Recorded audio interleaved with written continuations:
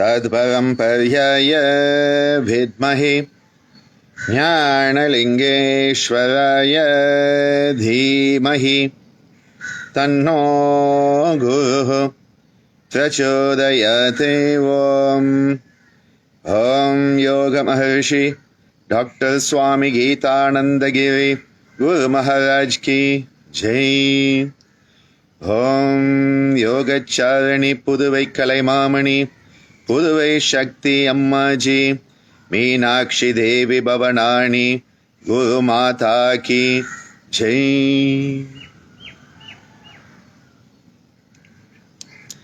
नमस्ते, स्वागतम, वणक्कम, वंदनम, सुप्रभात, हुया मोरे बोरेडा सलामत पगी, Ayubowan.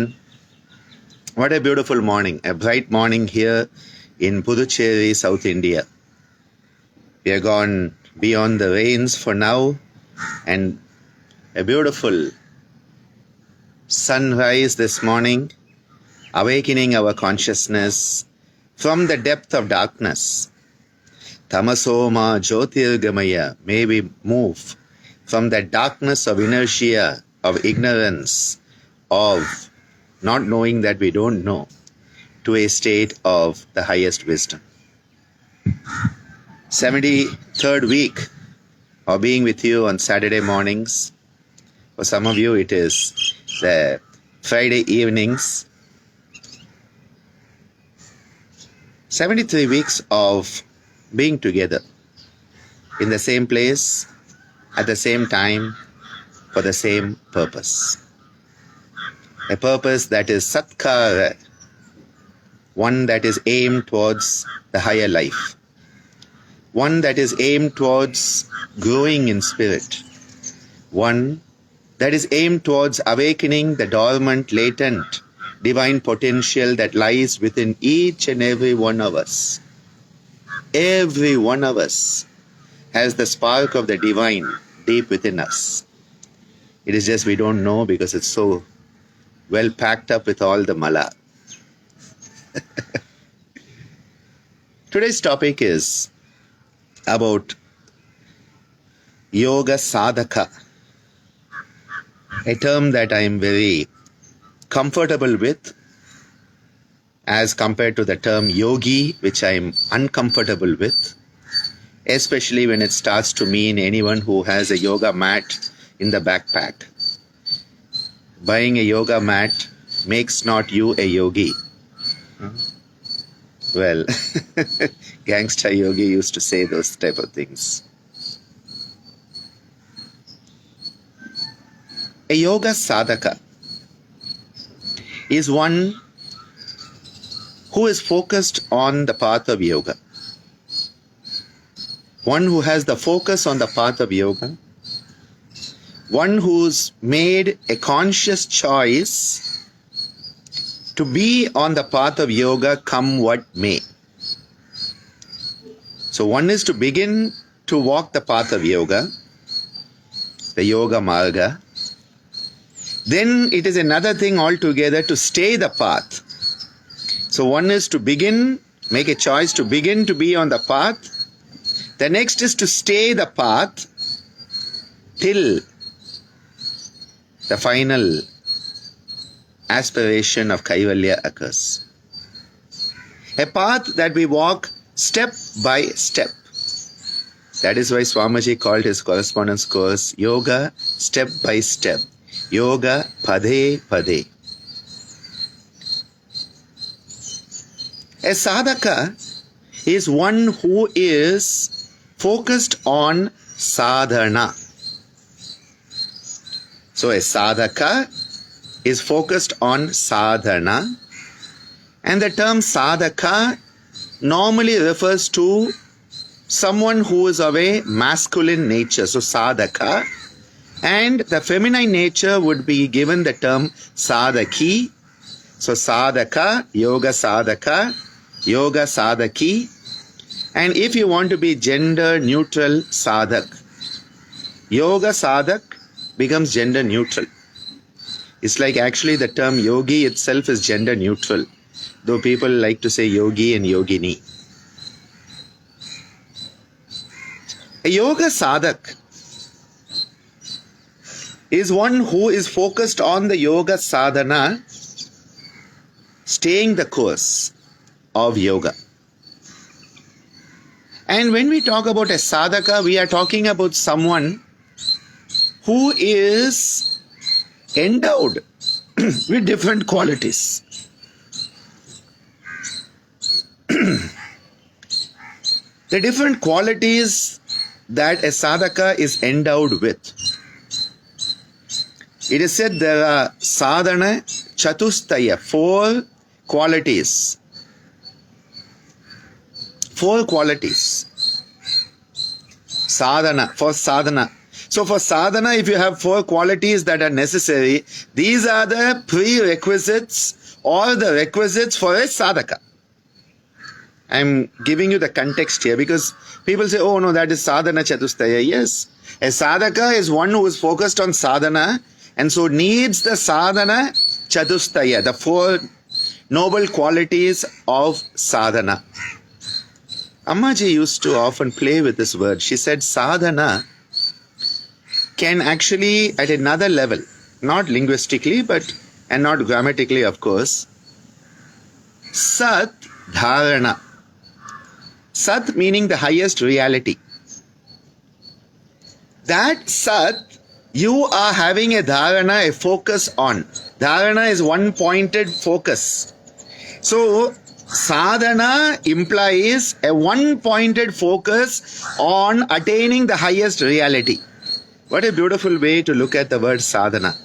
Not just get up in the morning and stand on your head and do your sadhana. You know, for most people, their life is the sadhana.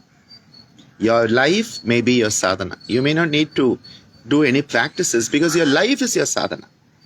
To just live your dharma is your sadhana. Dharma sadhana, it becomes. But sadhana chadustaya, there are 4 qualities that are suggested. One is viveka. Viveka implies discernment. And the whole of the yoga marga is based on developing viveka khyati, so that we know the real and the unreal and we outgrow the matrix and get behind the scene. Viveka, and I've given a talk on that separately. The capacity to discern to the level of between sattva and purusha, you should be able to discern. That is the type of viveka you want. That is why the swan, which is given as a metaphor of developing the highest discernment. So Hamsa, Paramahamsa, one who has attained that highest viveka is called a Paramahamsa. Nowadays every Tom, Dick and Harry calls themselves a Paramahamsa. I just love that fact that it's not somebody calling you. You become a Paramahamsa yourself. I just love that. What beautiful ignorance. Ignorance is bliss, of course. Viveka. The second one is the quality we have already again dealt with, Vairagya. So Viveka is an important component, discernment. Vairagya, which is metacognitive capacity to be objective in understanding your subjective experiences. Because the path of yoga is experiential. So there's a lot of subjectivity in it. Can you have objectivity towards your own subjective experiential growth? That is where Vairagya comes in. Non-attachment.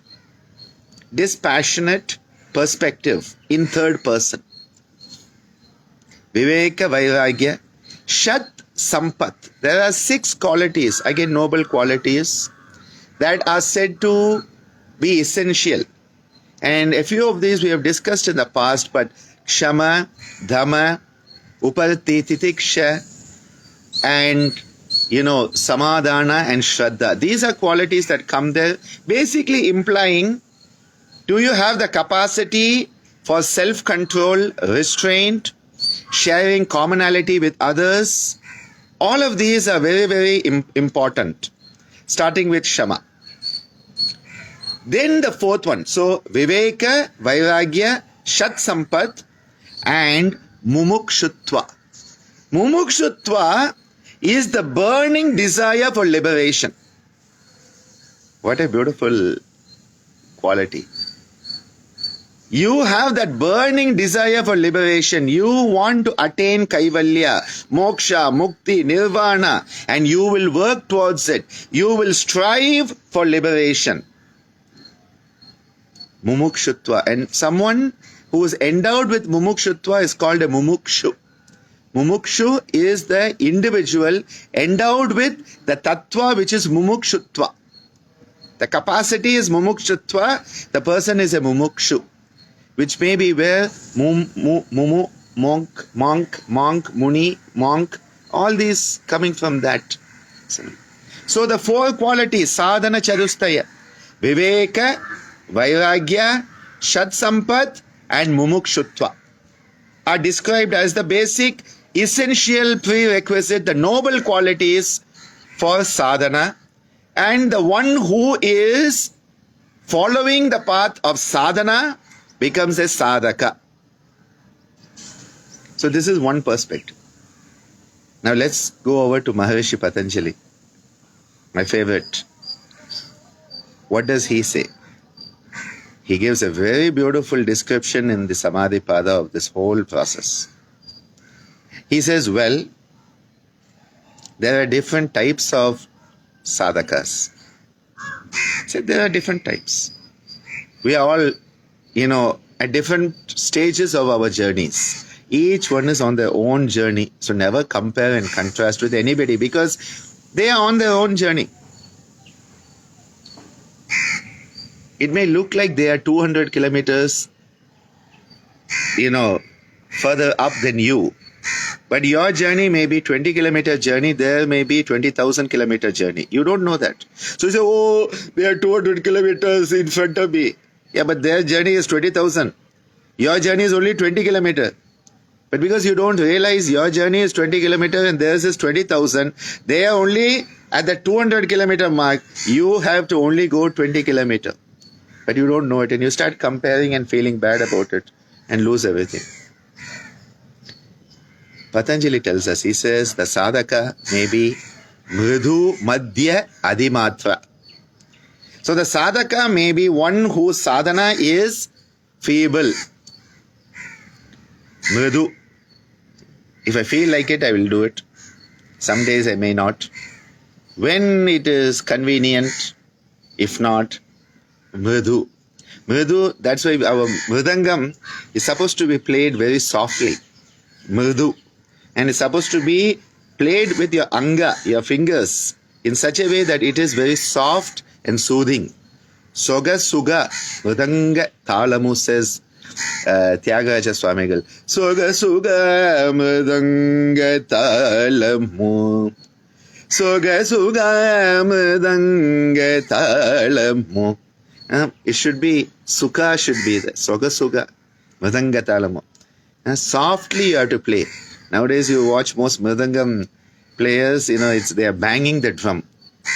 I remember in school, a friend of mine, I was known for playing the mridangam in school. So at one of my performances, a friend of mine gave the thank you note. And he said, Ananda was really wonderful today. It was a joy to see how he was banging the drum. And I'm like, that's not a compliment, my dear. That's not a compliment. You should softly caress the drum. Caress the drum. Soga soga mridanga talamu. Mridu anga. And it should be soft to your ears. Nowadays it's like, violent to your ears and your eardrums are ruptured by the sound. And always you'll see them. The singer is singing away and the mridangam artist is telling the mic guy, the sound engineer, put it up, put it up, put it up, put it up. I'm like, put up what? Your ego. You are a pakkavadiyam to accompany the singer and boost the musical experience, not your egocentric one-man show. Coming back. Mridu. Soft, feeble, mild.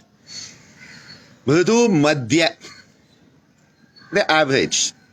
And the average one is the middle one who's like the person who's like just on the path, steadfast enough, and just plodding along, plodding along, plodding along. A very beautiful type of sadhaka. And then Adimatra, the one who is absolutely focused. And this is the student who excels. The student who's in the top percentile. Adimatra.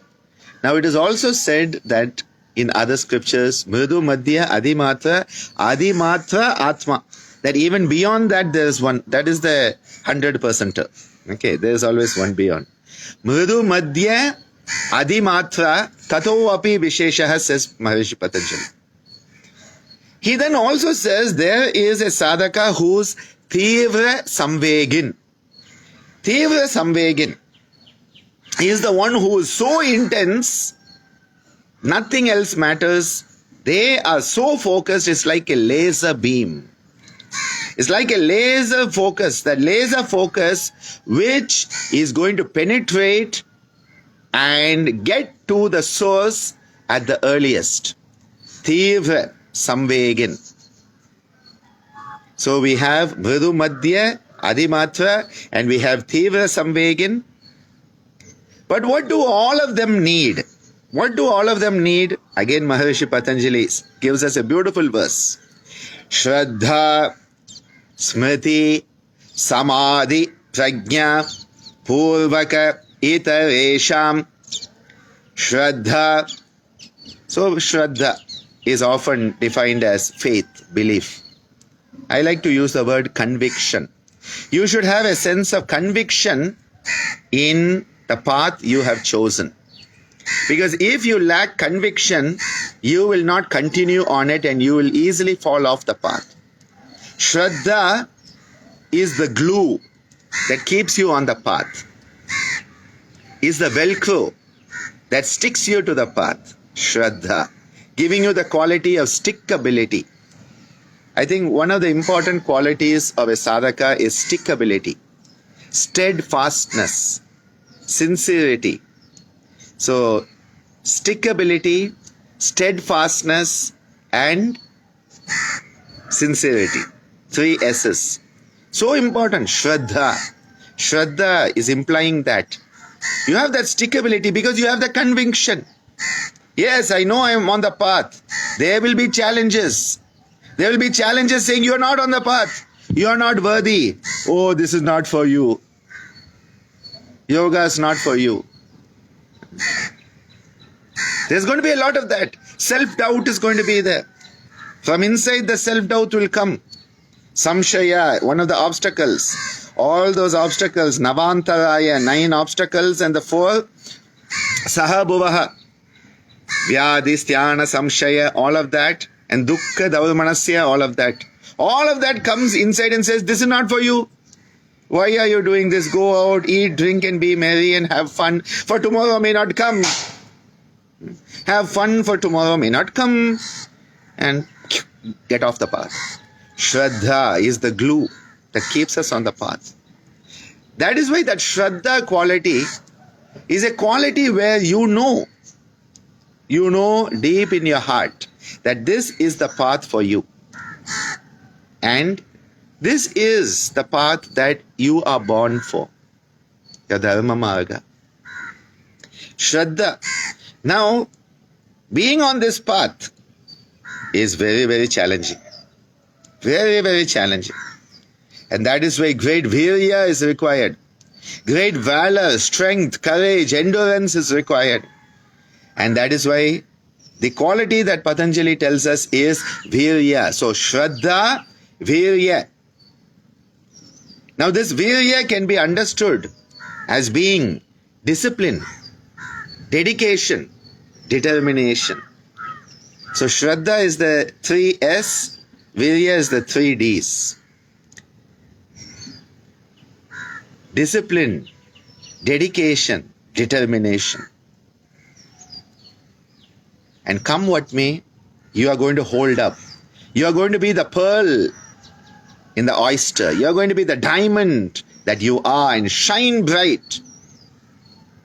Shraddha, Virya, Smriti. Smriti is the capacity to learn from your experiences. Smriti means you are learning from your experiences by the process of contemplation that involves swadhyaya. So you are constantly self-reflecting. You are constantly reflecting on the self, and every experience that happens becomes a learning experience.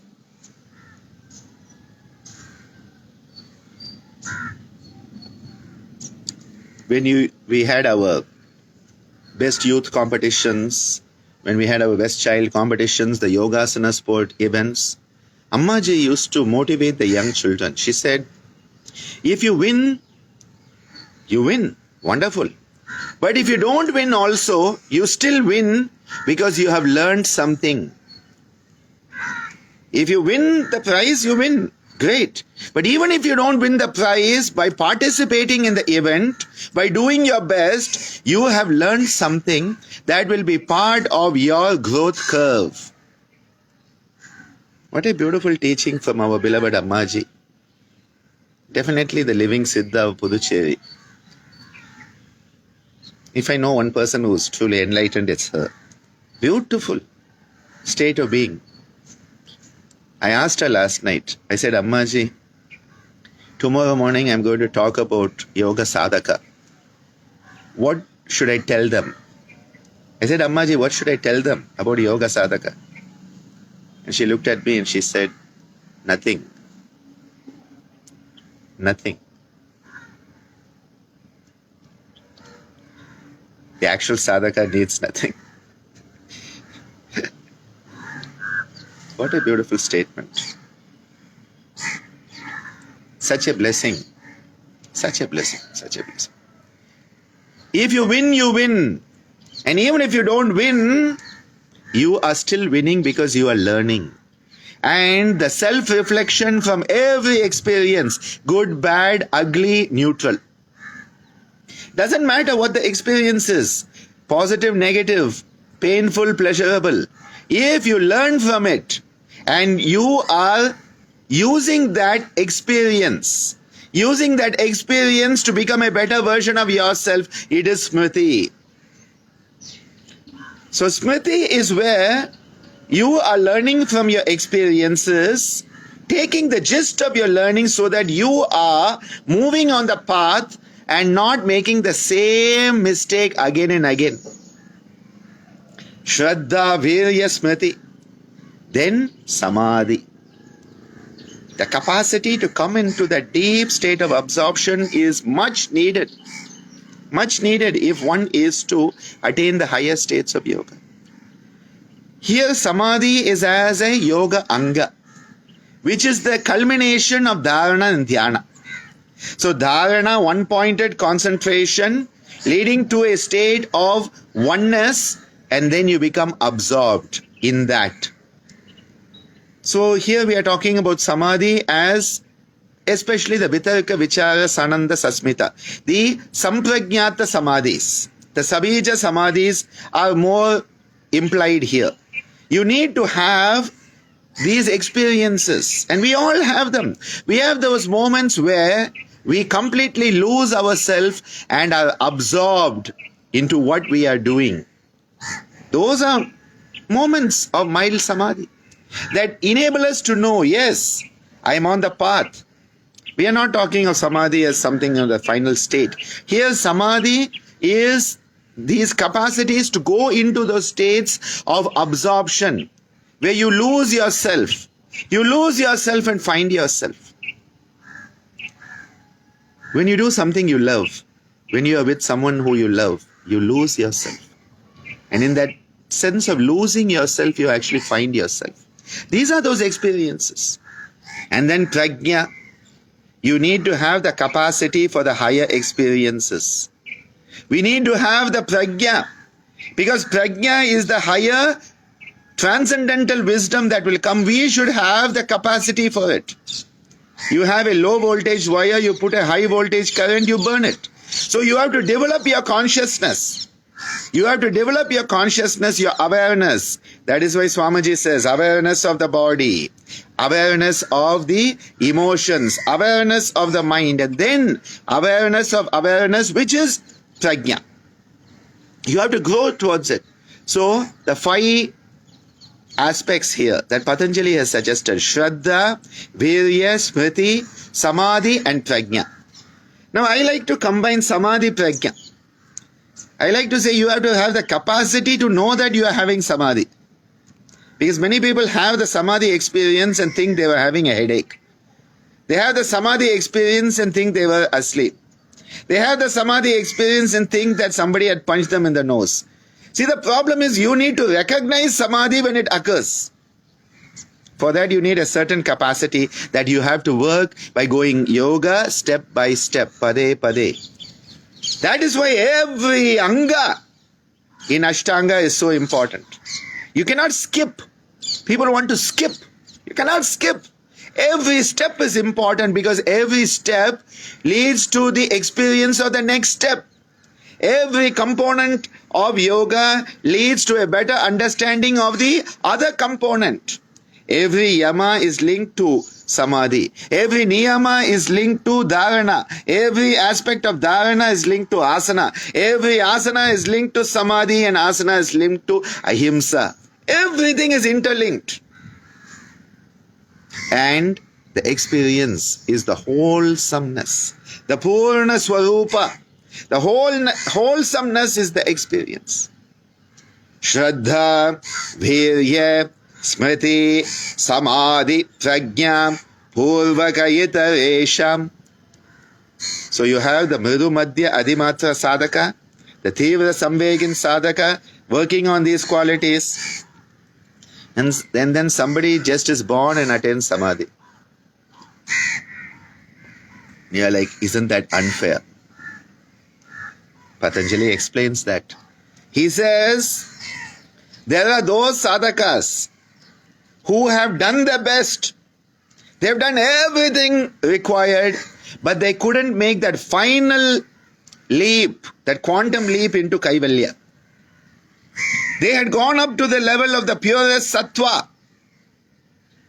They couldn't make that leap between sattva and purusha. He says, what happens? Those sadhakas, they are in the state of videha prakriti laya. He says they are sadhakas who are the disembodied ones. They don't have a body, but the consciousness is existing beyond the body. Videha. Deha is body. Videha is a superlative. Beyond the body state. They are in a disembodied state. Because they have transcended all of Prakriti, but they have not made that final leap, that quantum leap into Kaivalya. The Prakriti Laya is one who has merged. Laya is mergence. They have merged into Prakriti, but again they have not made that final leap between Prakriti and Purusha, and hence that Sattva Purusha, they have not, that gap has not been transcended. They have not made that quantum leap. But they have gone that far. So these sadhakas, who are the Videha and the Prakriti Laya, on the basis of their sadhana in the previous lifetimes, all they need is a body.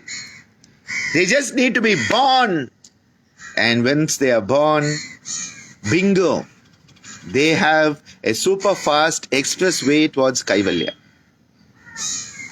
So he says, don't think somebody has it easy. We talk about being born with a silver spoon, a golden spoon. You are born with a Kaivalya spoon. You are born with a Samadhi spoon. What it means is that the work of every lifetime will never go unrewarded.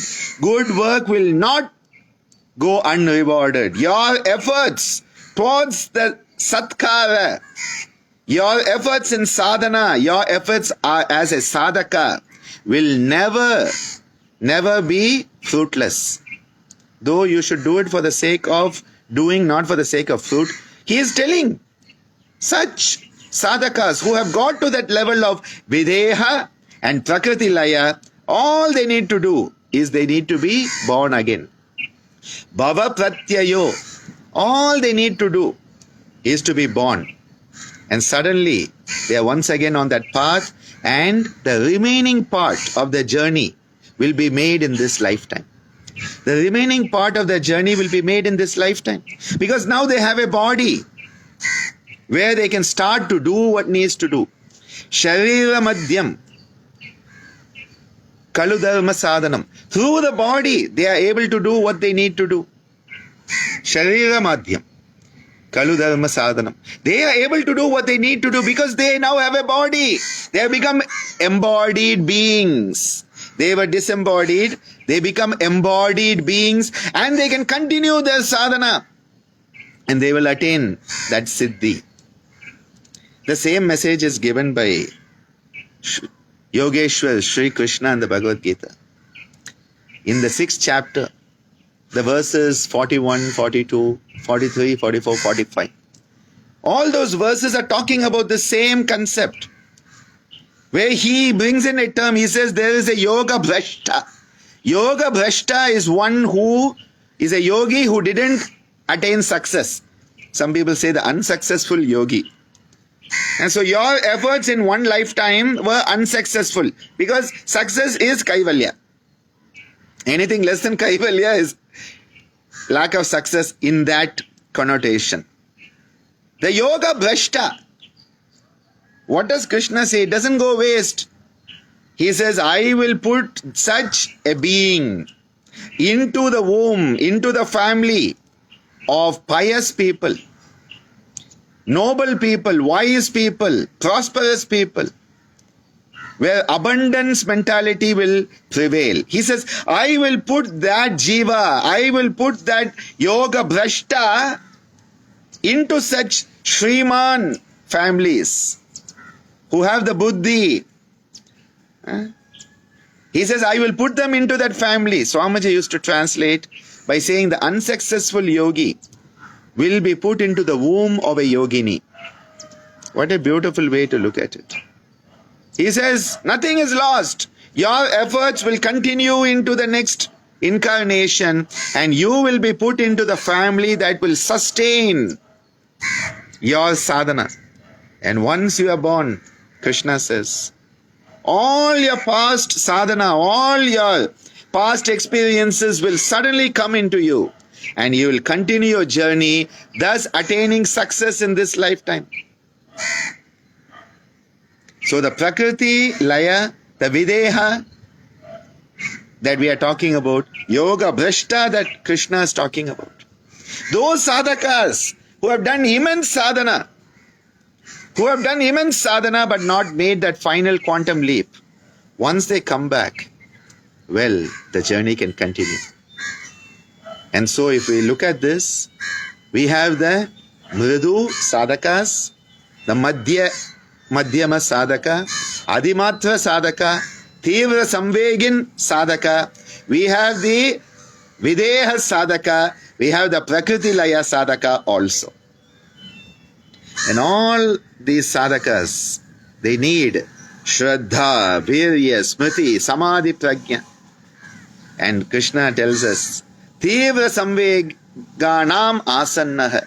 If you have that intense desire for liberation, that mumukshutva, drive, it has to be so strong, he says, everything will manifest at the earliest. Tivra Samveganam Asannaha. It will occur automatically.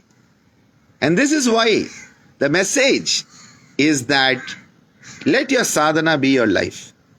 Let every moment of your life be your sadhana. Because in that focus, you start to become like a laser beam. A Tivra Samvegin is one who has a laser beam of sadhana. And what is that sadhana?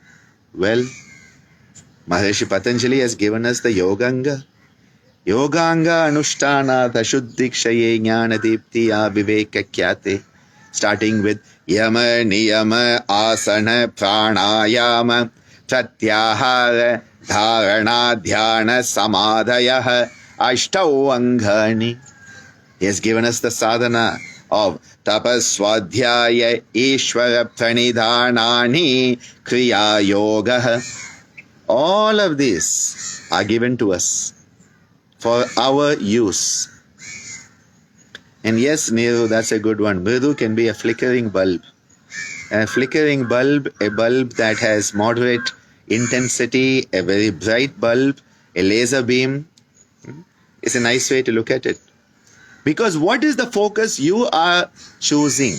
What is your focus? Because all of it boils down to Abhyasa Vairagya. That twin aspects, the accelerator and the brake. How you go on your journey on this path, the path of the Yoga Marga. Somehow today I felt the need to share this because many years ago, when Swamiji and Ammaji were running the 6-month course since 1968, at the end of the 6-month course, Swamiji would give the students the title of Yogacharya, Yogacharini. Yogacharya, the masculine, Yogacharini, the female, feminine. And years later, Swamiji and Amma had a lot of thought about it. They said, are these people really Yogacharyas and Yogacharinis? Because Yogacharya is one who teaches by their own life of yoga. You don't have to teach anything. You are the teaching. Because you are living yoga. Yogacharya is one who is teaching by example. And that is why the Yoga Sadhaka term came into our usage. And so at the end of 6 months, we started to, instead of Yogacharya, Yogacharini, start to bring Yoga Sadhaka, Yoga Sadhaki. And even that at times I doubt. Because these are very high aspirations. And that is why when Swamiji in 1993 gave me the Yogacharya, how I look at it is the Yogacharya title wasn't what I was at that time, but it gave me an aspirational statement of purpose. That this is what you need to be, Ananda. You need to be someone who lives a life of yoga, and by your life of yoga become a teaching for others. Along the way you speak a lot and you teach a lot, that's different. Your life, you should become the teaching of yoga for others who can then be inspired by you. And so Swamiji in 1993, it's going to be 30 years soon, gave me the title that even now I use with great reverence as an aspirational statement of where I need to move forward. Not as a certificate to put on the wall. Because these are qualities. When we are looking at the word Yoga Chemmal, for example, which is one of the titles we give people, that Chemmal is one who has brought out the essence of it. Whereas words like Yoga Shironmani means the crest jewel. Such a high title branded around again. We have to be very careful what we choose to call ourselves. Whenever I get messages on Facebook, friend requests, if somebody says yogi so and so, most of the time I don't accept the request. Because if you have to call yourself a yogi, most probably you are not that. When you have to go around saying, I'm a human being, I'm a human being, I'm a human being, it means you are not human. Because you are not it, you want to call yourself that. And that is why I find that people who are truly enlightened will never say they're enlightened. The real yogi doesn't have to call themselves a yogi. It's only the marketing fakes that need all of that. Advertisements. These are aspirational statements of purpose. That this is where I take it as Swamiji's blessing. When he gave me the title of Yogacharya, it was not Ananda at that time, but it is the Ananda who can be. When we call somebody a yoga sadhaka, it doesn't mean you're already there. It means that is what you can aspire to be. Now you'll say, then why can't we call people a yogi? That's a tough one. For me, Yoga Charya, Yoga Sadhaka, Yoga Chammal, Yoga Shivamani, even these are fine. But to give somebody a title yogi and say it's an aspirational statement, I would prefer to say a yogi in the making, a potential yogi. And yes, Luvena, this is similar to the spiritual name. When Swamiji and Ammaji, and what beautiful names they used to come up with for the students. In those beautiful states, Swamiji and Ammaji, the names came from a state of samadhi for sure. Yogi under construction. I like that, Huh? The names that they gave, they were not what the person was already, but they were what the person can be. Because the true guru, and that is why you need a guru. I don't mean this mega guru stuff, okay? I'm also in denial when it comes to some of that stuff. And when I talk about yoga traditions and all, you know very well, I'm very critical of this mega guru idea. Because a guru is someone who understands the shishya. Now, if you have 10,000 shishyas in a class, you cannot understand even one of them, let alone all of them. And, don't try to bluff me that you can do that. That's pure bluff, okay? A game of bluff. A guru is one who understands the shishya, understands the chela, and understands what that shishya can be. What that shishya can be. The guru witnesses the potential that lies deep within that even the student may not know. And this is where it is so important that what happens is that this is what we can be. It is again giving the person an aspiration. When Kalavati was called Kalavati, or Aishwarya, Aishwarya. All of these names came out of Ammaji and Swamiji with love, with wisdom, and with blessing. And that is why as a sadhaka, it is an aspirational statement that yes, I will be on that path. I will work to be worthy of being a yoga sadhaka, focusing on my sadhana, which is every moment living in tune with the principles of yoga itself. May we all be worthy of being sadhakas. Maybe, if not in this lifetime, whenever it's going to be. But remember, Krishna has already given us the escape clause. Even the yoga bhrashta gets a second chance. And, well, do your best. Do your best that you can do in the present moment with the body you have in this present incarnation, with the capacities you are endowed in this lifetime. May you all be blessed and may you be a blessing wherever you are. Hari Om Tat Sat.